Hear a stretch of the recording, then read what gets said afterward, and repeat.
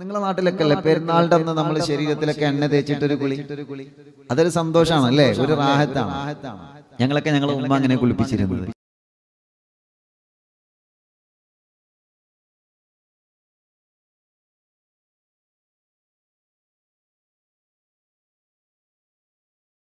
സത്യത്തില് ഈദ് അത് വിശ്വാസികൾക്കുള്ളൊരു സന്തോഷമാണ്, വിശ്വാസികളുടെ സന്തോഷമാണ്. ഈദ് മുബാറക് നമ്മൾ പറയാറുണ്ടല്ലോ. ഈദ് എന്ന് പറഞ്ഞാൽ എന്താ? സന്തോഷമാണ്, നമ്മുടെ സന്തോഷമാണ് പെരുന്നാൾ എന്നുള്ളത് അല്ലേ. അൽഹംദുലില്ലാഹ്, നിങ്ങൾക്കൊക്കെ പെരുന്നാളിന്റെ വിശേഷങ്ങൾ എന്താ അതറിയട്ടെ. റാഹത്താണോ? വീട്ടില് ഭക്ഷണമൊക്കെ ഉണ്ടാക്കിയോ? ഭക്ഷണമൊക്കെ കഴിച്ചോ? എങ്ങനെയാണ് വീട്ടിലെ അവസ്ഥകളൊക്കെ? സാധാരണ നമ്മള് സുബഹിയാകുമ്പോ സുബഹിയുടെ മുന്നേ നമ്മൾ കുളിക്കും അല്ലേ. സുബഹിക്ക് നമ്മൾ കുളിക്കും. ചില ആളുകൾ സുബഹിയുടെ മുന്നേ കുളിക്കും.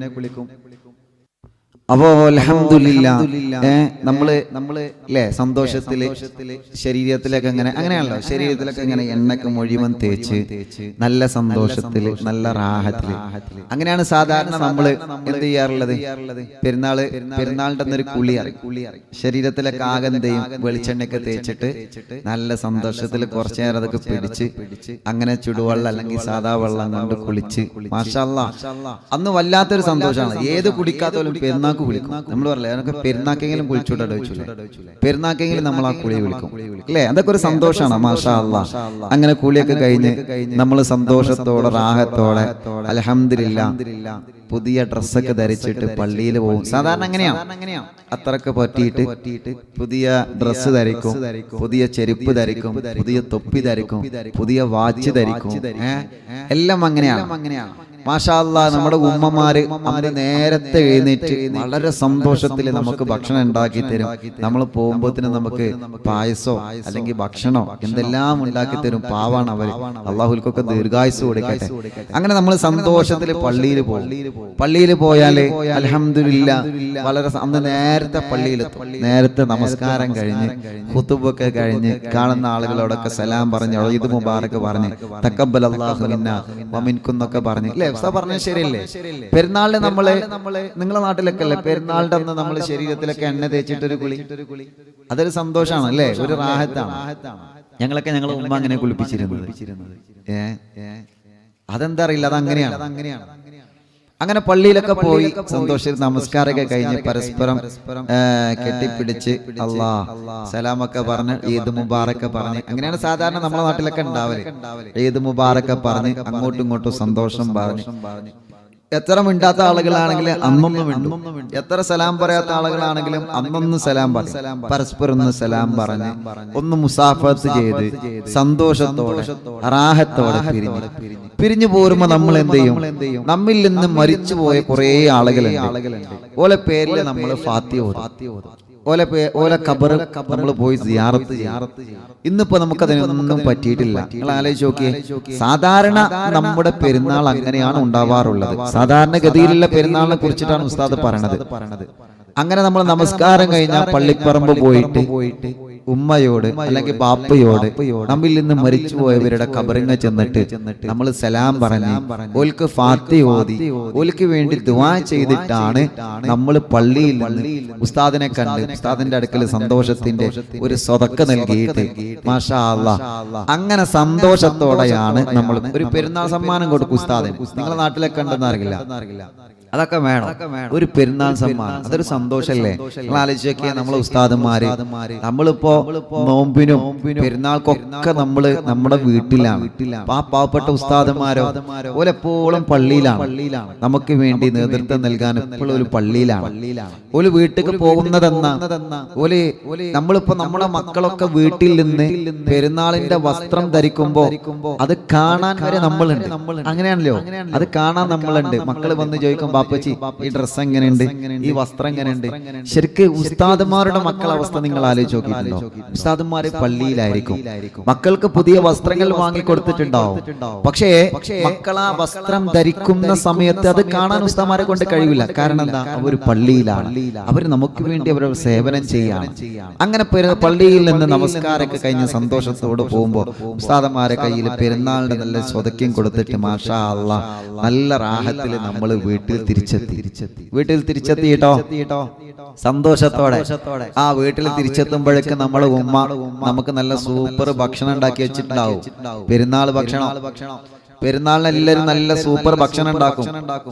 നല്ല ചിക്കൻ ബിരിയാണി, അതല്ലെങ്കിൽ ബീഫ് ബിരിയാണി, ആട് ബിരിയാണി, ചിക്കൻ മന്തി, കുഴിമന്തി, എന്തൊക്കെയാ ഉണ്ടാക്കിയിട്ടുണ്ടെങ്കിൽ ഇന്നിപ്പോ പള്ളിയിൽ പോക്കൊന്നും കഴിഞ്ഞിട്ടില്ല, മരിച്ചുപോയവരോ സിയാറത്ത് ചെയ്യാനും പറ്റിയില്ല. അപ്പൊ നമ്മൾ എന്ത് ചെയ്യണം?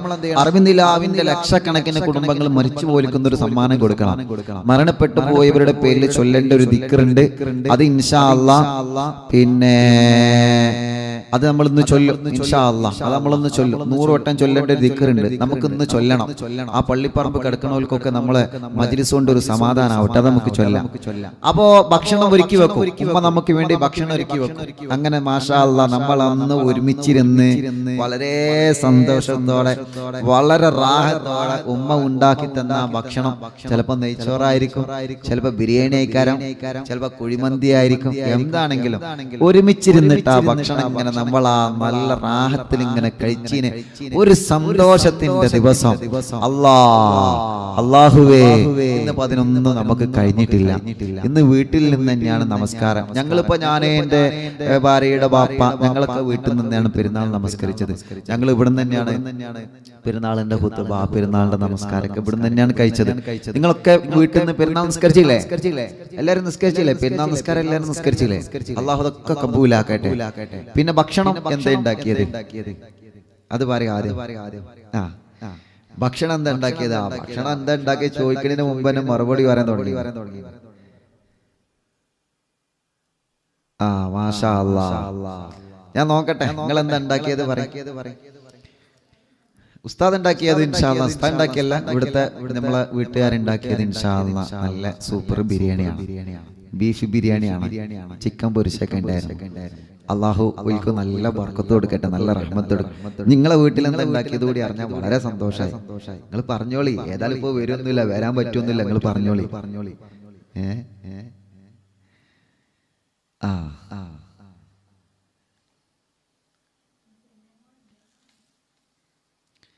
മാഷാ അല്ലാഹ്. ഞാൻ കാണുന്നുണ്ട് നിങ്ങള് നല്ല സൂപ്പർ ഭക്ഷണാണല്ലോ.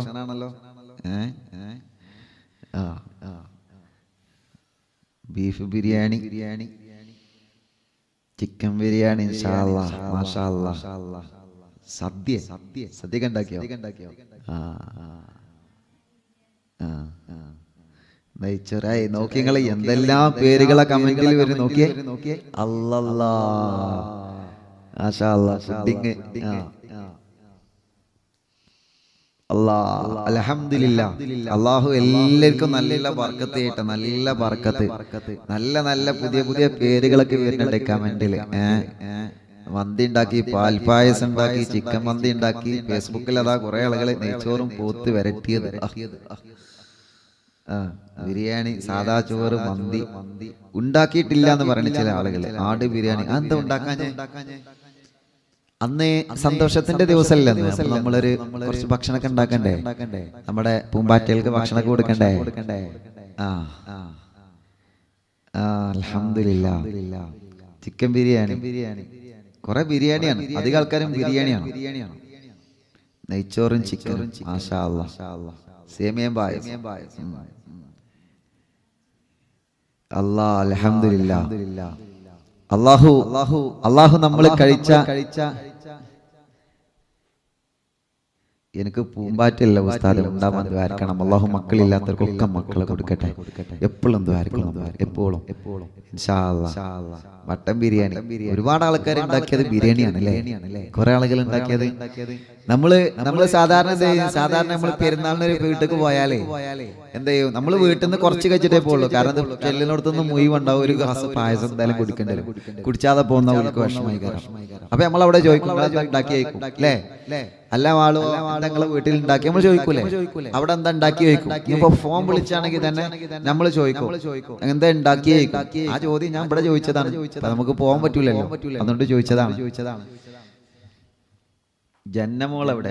ജന്നമോൾ ഇൻഷാ അല്ലാഹ് ഇന്നത്തെ മജ്ലിസിൽ പറ്റുന്നുണ്ടെങ്കിൽ ആ രാത്രി കാണിച്ചു തരാം ഇൻഷാ അല്ലാഹ്. ഉറങ്ങിയിട്ടൊന്നും ഇല്ലെങ്കിൽ നോക്കട്ടെ. അപ്പോ പല്ലവർക്കില്ല ചിക്കൻ ബിരിയാണി, അടപ്പായസം, മാഷാ അല്ലാഹ് ഒരുപാട് പേരുകൾ കേൾക്കുന്നുണ്ടോ. തേങ്ങാച്ചോറ്, അല്ലാ തേങ്ങാച്ചോറൊക്കെ നല്ല രസാ. ഏതായാലും അൽഹംദുലില്ലാഹ് അല്ലാഹു റാഹത്തിലാക്കട്ടെ. ചെമ്മീൻ ബിരിയാണി, മീൻ ബിരിയാണി, മീൻ ബിരിയാണി ഒക്കെ ഉണ്ടാക്കിയിട്ടുണ്ടോ? മഞ്ഞാലി ബിരിയാണി, അതെന്ത്? മഞ്ഞാലി ബിരിയാണി. ഏതാ? അൽഹംദുലില്ലാഹ്. ഏതായാലും കമന്റുകൾ കുറെ വരുന്നുണ്ട്. അല്ലാഹു എല്ലാവരുടെ ഭക്ഷണത്തിൽ അല്ലാഹു ബർക്കത്ത് ചെയ്യട്ടെ ഇൻഷാ അല്ലാഹ്. എന്റെ സ്പെഷ്യൽ ഞാൻ പറഞ്ഞു, ഉസ്താദ് ഉണ്ടാക്കിയത് എന്റെ സ്പെഷ്യൽ ഞാൻ പറഞ്ഞു. നമ്മളിവിടെ ബിരിയാണി ഉണ്ടാക്കി. അപ്പൊ പറഞ്ഞു വരുന്ന അല്ലാഹു എല്ലാവർക്കും ബർക്കത്ത് ചെയ്യട്ടെ, എല്ലാവർക്കും അല്ലാഹു റഹ്മത്ത് ചെയ്യട്ടെ.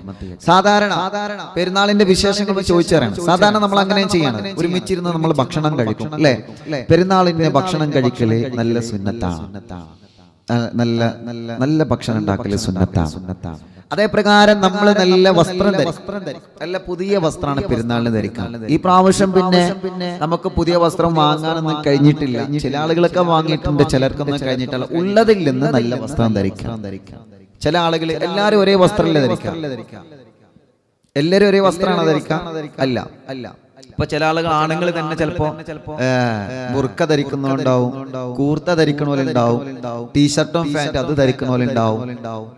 ഹബീബ് സല്ലല്ലാഹു അലൈഹി വസല്ലം തങ്ങൾ കാന റസൂലുള്ളാഹി സ്വല്ലല്ലാഹു അലൈഹി വസല്ലം ഇദ ഇസ്തജദ്ദ സൗബൻ സമ്മാഹു ബിസ്മിഹി ഖമീസൻ ഔ അമാമ ثم يقول الحمد لله. മുത്തനബി സല്ലല്ലാഹു അലൈഹി വസല്ലം തങ്ങൾ ഒരു വസ്ത്രം ധരിച്ച ആ വസ്ത്രത്തിന് ഒരു പേര് വെക്കുമായിരുന്നു.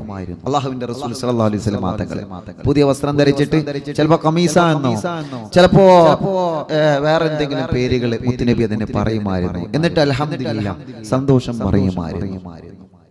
അൽഹംദുലില്ലാഹ് ഇപ്പോ നമുക്ക് ഇവിടെ ഉള്ളൊരു വിഷമം എന്താ പ്രിയപ്പെട്ടവരെ, നമുക്ക് കഴിഞ്ഞ പെരുന്നാളിനെ പോലെ നമുക്ക് പുറത്തിറങ്ങാൻ പറ്റിയില്ല, പുറത്ത് പോകാൻ പറ്റിയില്ല. ഇവിടെ ഒരു മുസ്ലിമിനെ സംബന്ധിച്ചിടത്തോളം, ഒരു മുസൽമാനായ ഒരു വിശ്വാസിയെ സംബന്ധിച്ചിടത്തോളം പ്രിയപ്പെട്ടവരെ, നമ്മള് ഇപ്പോൾ ഏറ്റവും കൂടുതൽ ശ്രദ്ധ വേണ്ടത് നമ്മള് ഈ വലിയ നമുക്ക് ബന്ധപ്പെട്ടിരിക്കുന്ന വലിയ വൈറസിൽ നിന്ന്, ഈ മാരകമായ വിപത്തിൽ നിന്ന് സലാമത്ത് നേടാനുള്ള വഴികളാണ്. അൽ മുസ്ലിം എന്ന് പറഞ്ഞാൽ അനുസരണയുള്ളവൻ എന്നാണ്. അവൻ അനുസരിക്കുന്നവനാവണം. അള്ളാഹുവിന്റെ ദീനീ വിലക്കുകൾ അനുസരിക്കുന്നവനാവണം. അതോടുകൂടെ പ്രിയപ്പെട്ടവരെ, അതോടുകൂടെ രാജ്യത്തിന്റെ, നമ്മുടെ ഭരണകൂടത്തിന്റെ നിയമങ്ങൾ നമ്മൾ അനുസരിക്കുന്നവരായി മാറും. നിങ്ങൾ ആലോചിച്ച് നോക്കിയേ, കഴിഞ്ഞ ഒരു വർഷക്കാലം മുതൽ നമ്മൾ അനുഭവിക്കാൻ തുടങ്ങിയ ഈ മഹാവിപത്തിൽ നിന്ന് രക്ഷ നേടാൻ വേണ്ടിയാണ്, അതിൽ നിന്ന് രക്ഷ നേടാൻ വേണ്ടിയാണ് നമ്മളോട് ഈ പ്രാവശ്യം വീട്ടിന്റെ ഉള്ളിൽ അടങ്ങി നിൽക്കാൻ പറഞ്ഞത്. അതൊരു മുസ്ലിമിന്റെ ബാധ്യതയാണ്, അതൊരു മുസൽമാന്റെ ബാധ്യതയാണ്.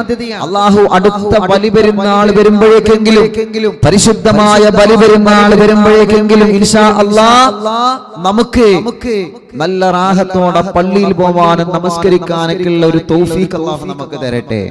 പെരുന്നാൾ ആഘോഷിക്കുന്ന പ്രിയപ്പെട്ട മുഅ്മിനീങ്ങളോട് പറയാനുള്ള മറ്റൊരു പ്രധാനപ്പെട്ട കാര്യം, നമ്മളെല്ലാവരും കുടുംബബന്ധം പുലർത്തണം. എങ്ങനെയാണ് ഉസ്താദേ കുടുംബബന്ധം പുലർത്തുക? കാരണം നമ്മളെ കൊണ്ട് അങ്ങോട്ട് പോവാനോ വിവരങ്ങൾ അന്വേഷിക്കാൻ എങ്ങനെയാണ്? ഫോൺ വിളിച്ചിട്ട് വിവരം അന്വേഷിക്കാം. അതിന് നമ്മൾ സോഷ്യൽ മീഡിയ ഉപയോഗപ്പെടുത്തണം. സാമൂഹിക മുസ്ലിമീങ്ങൾ ഇപ്പൊ നമ്മൾ സാമൂഹിക അകലം നമ്മൾ പാലിക്കണം, പക്ഷെ മാനസിക അകലം അതൊരിക്കലും നമ്മൾ പാലിക്കരുത്. അത് നമ്മൾ അടുപ്പിക്കുകയാണ് വേണ്ടത്. എങ്ങനെ? ഫോൺ വിളിച്ചിട്ട് വിവരം അന്വേഷിക്കണം. നമ്മുടെ ബാധ്യതയാണ് നമ്മുടെ കുടുംബങ്ങളിലേക്ക്. സാധാരണ ഭാര്യമാർക്ക് ഭർത്താക്കന്മാർ അവരുടെ വീട്ടിലേക്ക് ചിലപ്പോൾ പോകാൻ പറ്റിക്കോണമെന്നില്ല. കാരണം ഇങ്ങനത്തെ അവസ്ഥയാണല്ലോ. അപ്പൊ നമ്മൾ എന്ത് ചെയ്യണം? മുഅ്മിനീങ്ങളെ ഫോൺ വിളിച്ചിട്ട് നമ്മൾ വിവരം അന്വേഷിക്കണം.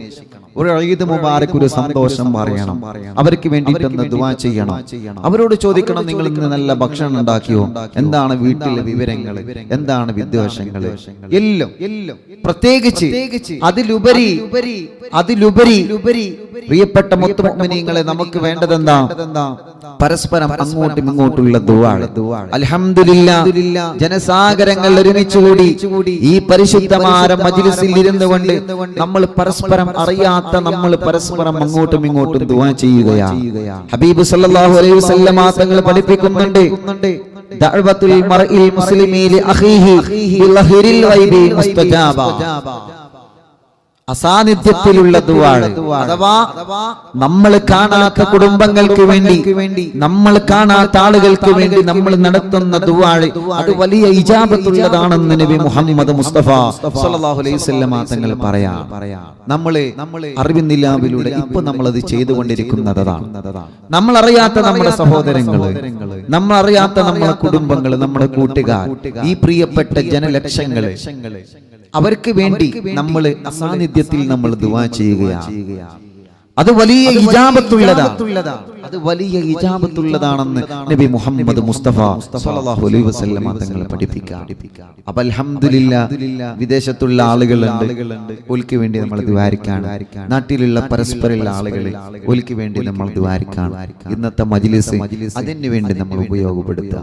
അല്ലാഹു കബൂൽ ചെയ്യുമാറാവട്ടെ. എന്താണ് പ്രവാസികളായ സഹോദരങ്ങളുടെ വിശേഷങ്ങളൊക്കെ? റാഹത്തന്നല്ലേ? പ്രവാസികൾ ഉണ്ടാവുമല്ലോ ഇതില് ഉണ്ടാവും, പ്രവാസികൾ ഉണ്ടാവും. പ്രവാസികളില്ലേ? അൽഹംദുലില്ലാഹ് ഉണ്ട്. മാഷാ അല്ലാഹ്. അല്ലാഹുൽക്കൊക്കെ ബർക്കത്ത് ചെയ്യട്ടെ. നിങ്ങളെ വിദേശത്തുള്ള ഇക്ക അല്ലെങ്കിൽ വിദേശത്തുള്ള മക്കള് ഓലൊക്കെ വിളിച്ചിരുന്നോ?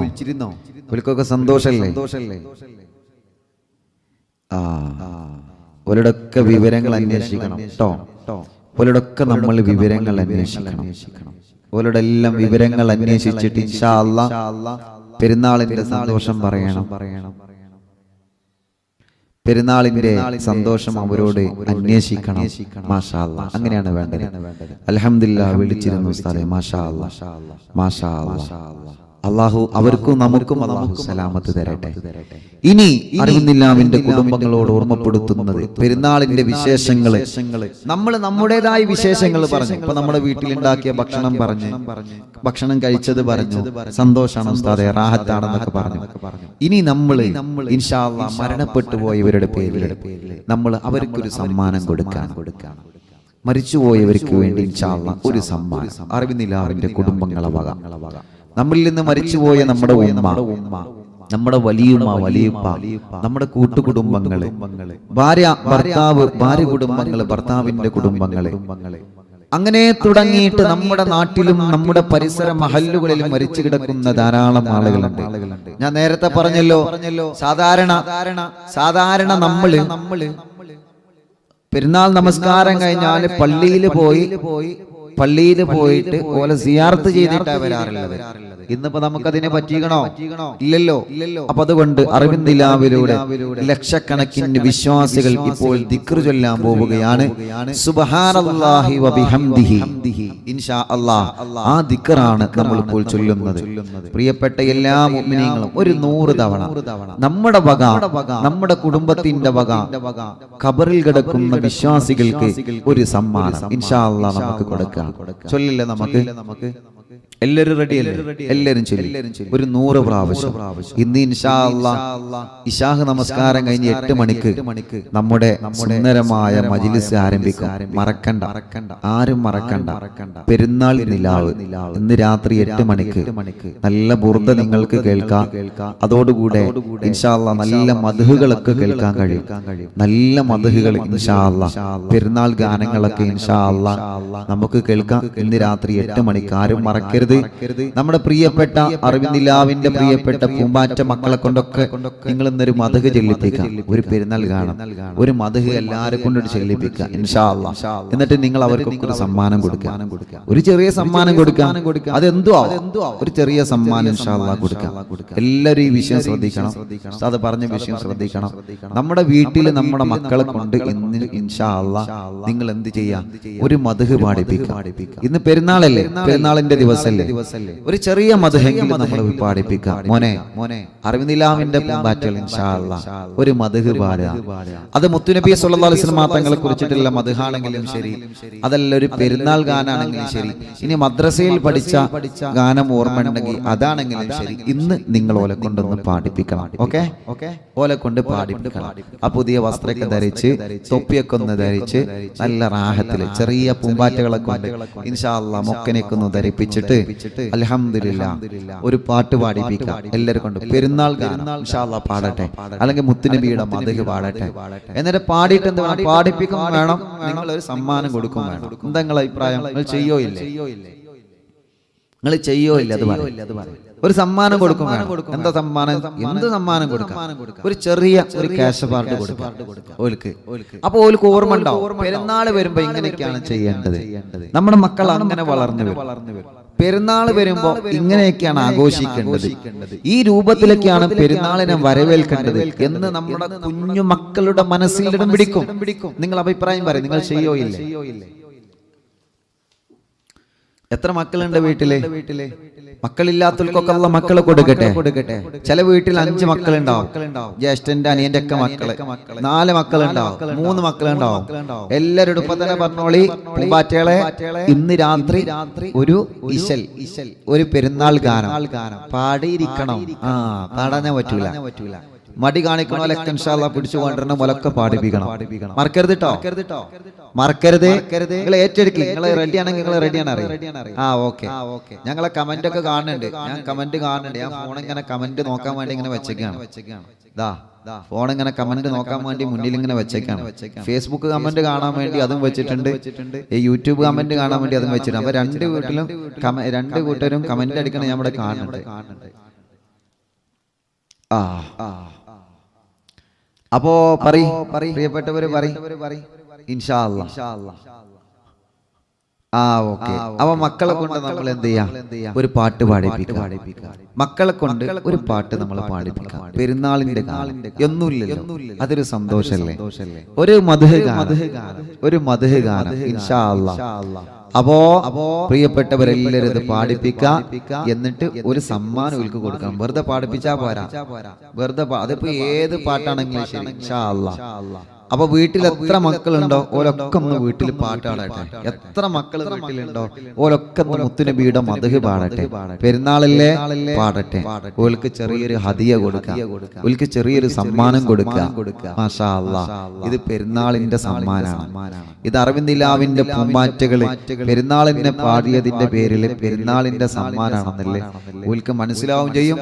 ഓലങ്ങനെ വളരട്ടെ. നമ്മുടെ മക്കൾ നമ്മുടേതായി നല്ല മക്കളായി വളരട്ടെ.